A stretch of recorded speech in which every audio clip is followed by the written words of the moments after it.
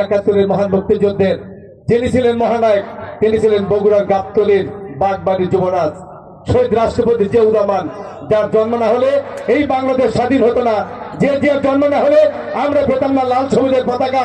যে জিয়ার জন্ম না হলে আমরা পেতাম না বিশ্বের দরবারে স্বাধীন সার্বভৌম সোনার একটি সুন্দর বাংলাদেশ।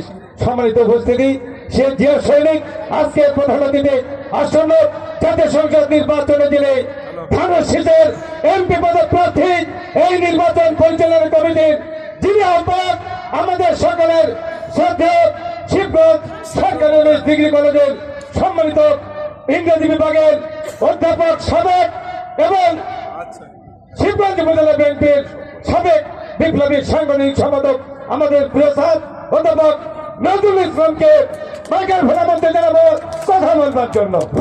বিসমিল্লাহির রহমানির রহিম। মোকামতলা ব্যবসায়ীদের সাথে নির্বাচনের পূর্বে